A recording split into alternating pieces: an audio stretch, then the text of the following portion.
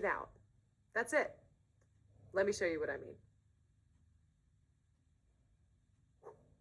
The only thing that can break down alcohol in the bloodstream is the liver, and it can only do this so quickly. How fast? The liver processes alcohol at a constant rate of about 1 drink per hour, and that's assuming that the person has a healthy liver. Diseased or damaged livers may process alcohol even more slowly. On that note, let's talk a little bit more about BAC. It seems pretty straightforward, right? Drink more and your BAC goes up. While that is true in general, there are many factors that can affect a person's BAC. If you've been serving alcohol for a while, you've probably seen some of them in action. Let's see if you can figure them out in the following questions. Take a look at these two people. Then choose the one who you think has a higher BAC.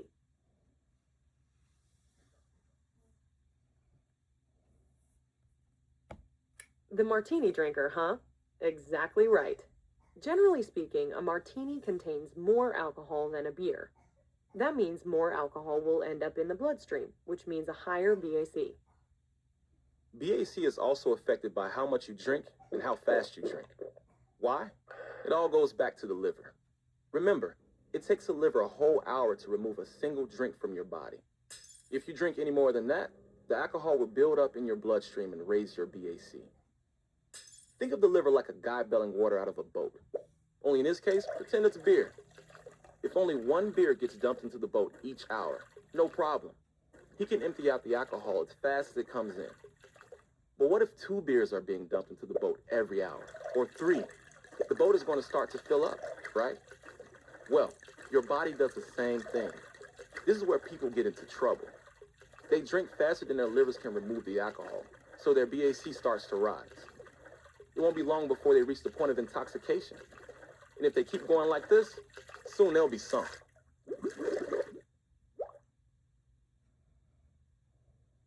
Okay, next pair of pictures. Which of these people has a higher BAC?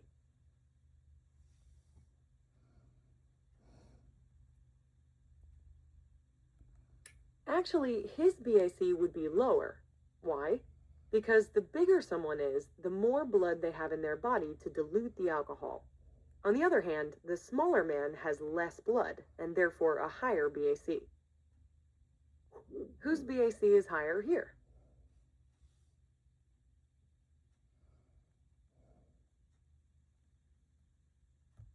You'd think so, because he's thinner, right?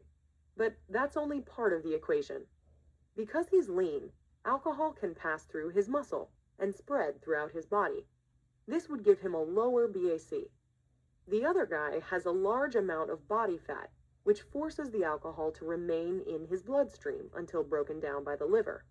Translation: more fat means higher BAC. Try this one.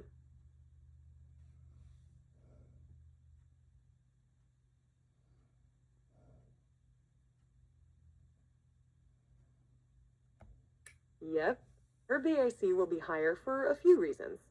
First, women generally have more body fat than men. Second, they have a smaller amount of an enzyme that helps break down alcohol. And finally, women are also usually smaller than men, which means they have less blood in their bodies. Try this one.